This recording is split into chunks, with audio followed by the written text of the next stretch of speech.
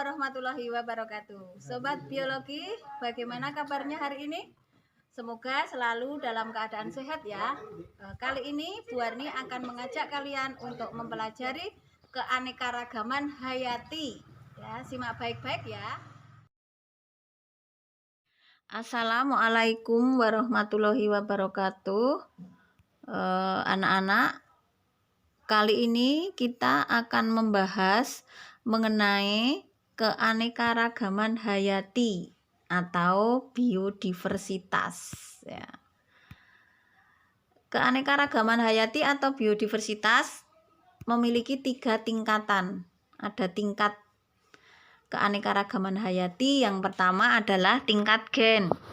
Tingkat gen itu yaitu variasi yang terjadi pada satu jenis makhluk hidup. Jadi suatu jenis itu ada variasinya. Misalnya jenis padi atau Oryza sativa itu ada, contohnya ada padi gogoranca, pandan wangi, cisadane, ada mentik ya. Itu jenis padi. Kan ada berbagai macam variasinya, misalnya rasanya beda ya, bentuknya beda. Kemudian contoh yang lain lagi adalah variasi tanaman mangga, Mangifera indica. Ada banyak tanaman mangga, misalnya mangga mana lagi, harum manis, kueni, mangga apel. Itu masing-masing memiliki ciri khas yang berbeda. Kemudian ada juga ini contohnya manusia, Homo sapien. Ada ras mongoloid, kaukasoid, negroid, yaitu warna kulitnya juga berbeda. Itu adalah variasi dalam satu jenis makhluk hidup. Kemudian yang kedua, yaitu keanekaragaman tingkat jenis atau spesies. Nah, ini keanekaragaman yang terjadi pada spesies yang berbeda tetapi masih dalam satu famili. Contohnya kucing, anjing, serigala, harimau, itu spesiesnya berbeda, satu famili. Nah, sama-sama ini memiliki famili yang sama. Kelapa, aren, nipah, pinang itu beda jenisnya dalam satu famili Palmae. Padi, jagung, alang-alang, rumput teki itu termasuk juga beda jenisnya tapi famili termasuk Gramineae. Ya. Jadi di dunia ini diperkirakan ada sekitar 5 juta spesies makhluk hidup. Bahkan kita kalau mau mengidentifikasi itu harus dengan menggunakan kunci determinasi yang nanti akan kita pelajari pada klasifikasi makhluk hidup. Kemudian yang ketiga, keanekaragaman ekosistem. Keanekaragaman yang terjadi pada berbagai ekosistem. Contohnya ekosistem air tawar, ekosistem air laut, ekosistem gurun, ekosistem sawah dan lain-lain. Dan ekosistem itu ada yang memiliki ciri khas ya, vegetasi dan hewan yang akan membentuk yang namanya bioma. Ada bioma itu hutan hujan tropis, padang pasir atau gurun pasir. Ada bioma padang rumput, bioma taiga, ada bioma tundra, hutan basah. Hutan basah itu biasa disebut hutan hujan tropis. Keanekaragaman ekosistem ini disebabkan karena perbedaan kondisi komponen abiotik yang ada di suatu tempat. Misalnya di gurun pasir itu kan kering, jadi memungkinkan tumbuhan dan hewan khas yang hanya bisa hidup di gurun pasir nanti tidak bisa hidup di tempat lain atau di hutan hujan tropis. Jadi ini berhubungan dengan komponen abiotik yang ada di tempat itu. Lanjutkan, manfaat keanekaragaman hayati. Yang pertama, bermanfaat konsumtif ya, bisa dimanfaatkan ya, dikonsumsi, dimakan banyak sekali tumbuh-tumbuhan ya, hewan. Kalian mestinya sudah tahu ya. Manfaat produktif. Nah, itu bisa dijual ya, bisa diproduksi ya, bernilai ekonomi ini. Manfaat non konsumtif itu misalkan manfaat untuk ilmiah itu untuk penelitian. Manfaat estetika itu keindahan. Manfaat ekologis itu yang menguntungkan pada organisme lain sehingga bisa terjadi rantai makanan yang seimbang. Kemudian manfaat religius itu untuk keagamaan. Nah, itu macamnya. Kemudian kita lanjutkan keunikan biodiversitas Indonesia. Ya, keunikan biodiversitas Indonesia itu ada 5. Yang pertama, keanekaragaman hayati Indonesia itu sangat tinggi. Penjelasannya nanti. Kemudian yang kedua, bahwa Indonesia memiliki tumbuhan tipe Indomalaya atau Malaysiana yang arealnya sangat luas atau paling luas. Yang ketiga, Indonesia memiliki hewan tipe oriental atau Asia, Australopapua atau Australian, dan tipe peralihan. Yang keempat, bahwa Indonesia memiliki banyak hewan dan tumbuhan langka. Dan yang kelima, Indonesia kaya akan hewan dan tumbuhan endemik atau tumbuhan khas. Ya, baiklah, kita lihat satu persatu. Yang pertama, keanekaragaman hayati yang tinggi. Ini ada juga di buku LKS kalian, nanti bisa kalian simak. Indonesia merupakan salah satu dari negara yang memiliki keanekaragaman hayati yang tinggi. Ini dijumpai di lingkungan hutan hujan tropis yang banyak ditemukan flora dan fauna yang belum dimanfaatkan secara maksimal. Bahkan masih ada yang liar. Pada flora dan fauna ini tersimpan sifat-sifat unggul yang mungkin dapat dimanfaatkan di masa mendatang. Ya. Ekosistem hutan hujan tropis terdapat di daerah tropik dan subtropik termasuk Indonesia ya. Ini mempunyai ciri-ciri antara lain curah hujan sekitar 200 sampai 225 cm per tahun. Spesies pepohonan relatif banyak yang mempunyai jenis berbeda. Cabang pohon tinggi, ya, ini berdaun lebat ini. Daunnya lebat, rindang, hingga membentuk tudung atau kanopi. Variasi suhu dan kelembapan tinggi, jadi suhunya sekitar 200-250 Celcius, dingin ya.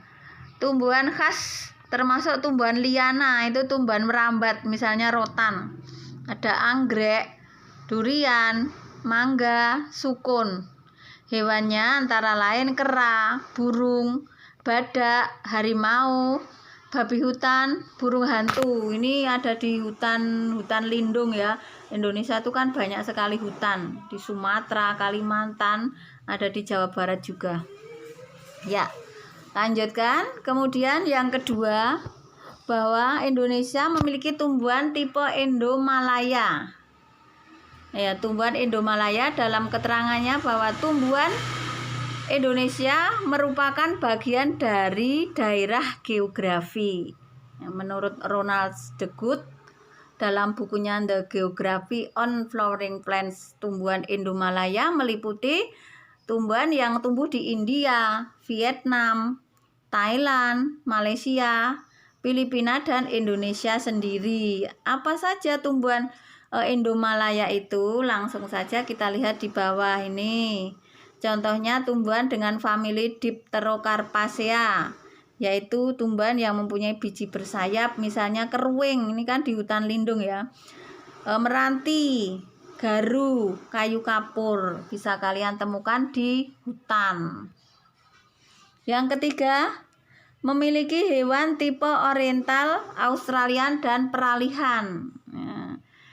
Wilayah oriental itu meliputi, kalau ada peta Indonesia itu ada, pertama itu ada garis 2 ya, yang membagi seorang ahli yang namanya Wallace, maka dia membagi garis menjadi 2. Garis Wallace itu membagi daerah tipe oriental dan tipe Australian. Tapi ini pembagian 3 ini menurut Weber. Jadi ada 3, Oriental, Peralihan, dan Australian. Yang Oriental itu Sumatera, Kalimantan, Jawa, dan Bali. Ya. Contohnya apa hewannya? Harimau, kera, orangutan, ya termasuk gajah. Cirinya adalah bahwa hewan yang ada di Oriental itu hewan yang berukuran besar. Ya. Kalau burungnya itu suaranya menarik tetapi warnanya tidak menarik. Itu. Sedangkan yang kedua wilayah Australian atau di daerah Papua, Maluku, Irian Jaya itu. Contoh hewannya adalah kanguru, cendrawasih, kuskus ya. Ini cirinya hewan di daerah tipe Australian itu hewannya berukuran kecil. Kalau burungnya mengeluarkan suara yang tidak menarik tetapi warnanya menarik. Ya contohnya cendrawasih, kasuari, merak. Kemudian yang ketiga wilayah peralihan.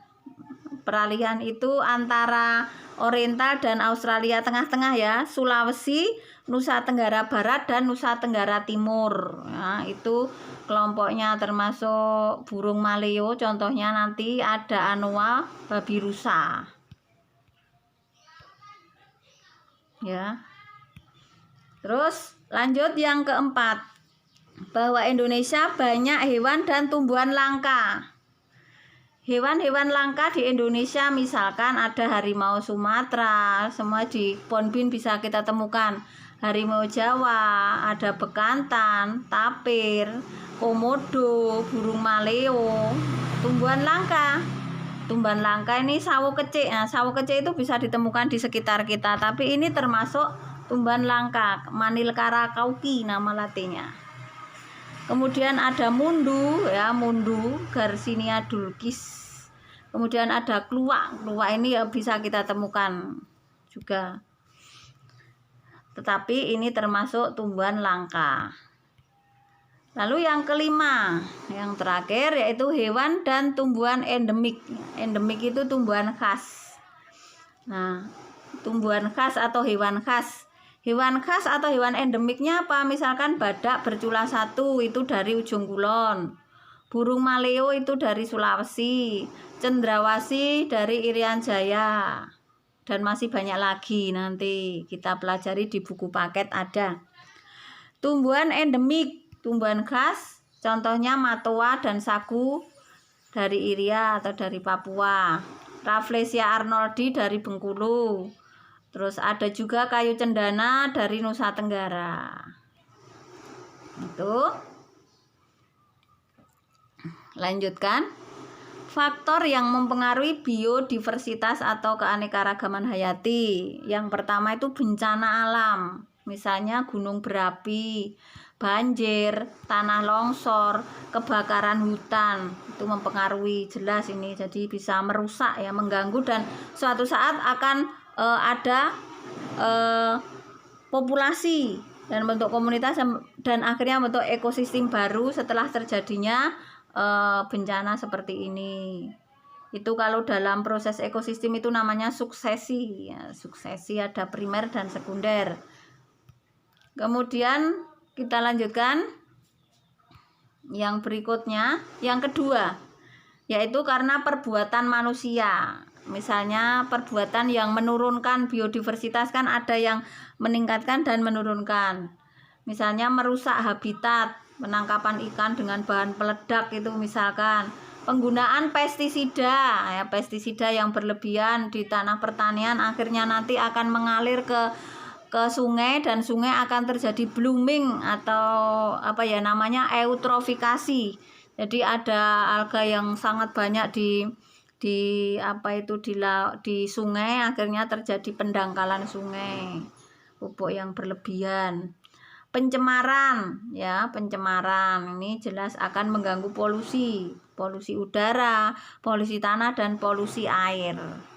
perubahan tipe tumbuhan. Itu karena di sawah ada, misalkan setelah diganti jagung, ganti padi, ganti, harus ada itu nanti. Kalau tidak ada nanti akan menurunkan. Jadi harus berganti-ganti. Seleksi, pilih-pilih. Jadi ada tumbuhan tertentu yang diinginkan dan tumbuhan lain tidak ditanam. Itu menurunkan keanekaragaman hayati. Jadi akan menurun dan kurang. Plasma nutfah Indonesia menjadi kurang. Lalu faktor yang mempengaruhi lain yang meningkatkan biodiversitas, yaitu pertama penghijauan, ya, menanam kembali itu meningkatkan. Paru-paru kota itu banyak sekali sekarang digalakkan, ya, pembuatan taman kota, pemuliaan tanaman, jadi ada pengelolaan dalam budidaya tanaman, seorang pemulia tanaman, dan itu bisa dikembangkan, reboisasi, ya. Maka biodiversitas harus dilestarikan dengan cara apa? Dengan cara konservasi atau perlindungan keanekaragaman hayati atau biodiversitas itu agar tidak terjadi kepunahan. Apa misalnya taman nasional yang ada di Indonesia itu banyak, ya, taman nasional. Kemudian cagar alam, ya, cagar alam juga sudah dikembangkan di Indonesia. Hutan wisata, hutan lindung, ini berbagai cara konservasi. Kebun raya di Indonesia juga banyak. Sekarang yang pertama contoh taman nasional. Tadi ada Taman Nasional Gunung Leuser, ada di Sumatera Utara. Taman Nasional Kerinci, Seblat di Jambi, Bengkulu. Taman Nasional Gunung Gede Pangrango di Bogor, Jawa Barat. Taman Nasional Meru Betiri, Jember Selatan. Taman Nasional Tanjung Puting, Kalimantan Tengah. Taman Nasional Lorelindu, Sulawesi Tengah, dan lain-lain. Masih banyak, ya, taman nasional.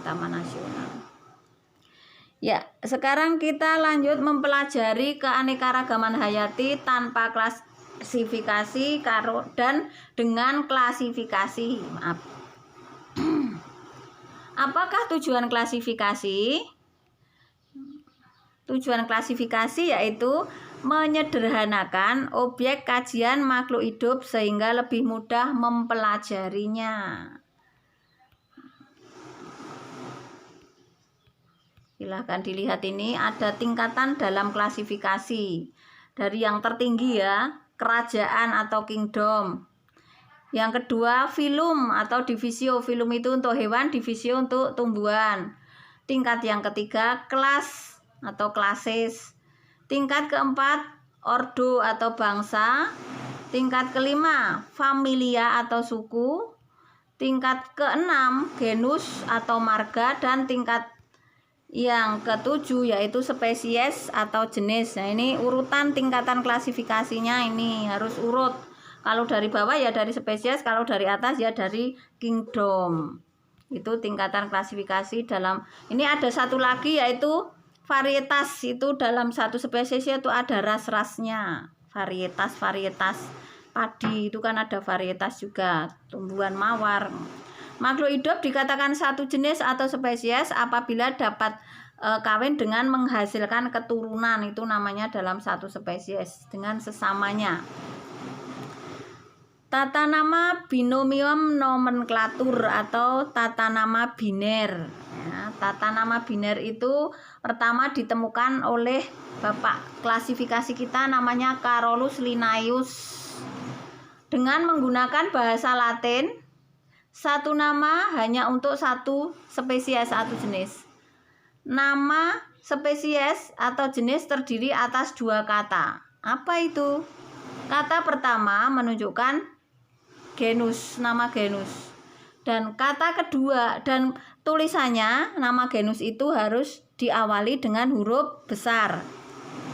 Kemudian kata kedua merupakan petunjuk jenis yang penulisannya harus diawali dengan huruf kecil. Nama spesies ditulis dengan garis bawah terpisah atau dicetak miring. Contohnya padi ya, Oryza sativa. Kalau dicetak tegak itu di bawahnya harus digaris bawah, tetapi kalau tidak digaris bawah itu ditulis miring. Ini tengahnya ada spasinya. Itu tata cara penulisannya. Siamais jagung itu miring dan tegak. Kemudian Cyperus rotundus ya, rumput teki itu juga seperti itu. Penulisannya tidak boleh salah. Nah, untuk mengetahui makhluk hidup tumbuhan ya, misalnya di dunia ini ya, di lingkungan itu banyak sekali. Biar mempermudah diadakan membuat kunci determinasi adalah daftar ciri organisme yang dipergunakan dalam mengklasifikasikan organisme. Ya, namanya kunci dikotom berpasangan. Ini contohnya ya, dunia tumbuhan ada berpembuluh, ada tidak berpembuluh, kemudian ada berbiji, tidak berbiji, kemudian yang berbiji, ada yang berdaun, tidak berdaun ya. Kemudian yang misalnya yang berbiji terbuka, tertutup, kemudian yang terbuka ada daun seperti jarum, ada daun lebar. Terus yang ini berbiji tertutup ada monokotil, dikotil. Monokotil ada batang berongga, batang tidak berongga. Dikotil ada bunga kupu-kupu. Bunga trompet ini adalah salah satu contoh. Dan nanti bisa dibuat yang lain. Yang penting 2 ya.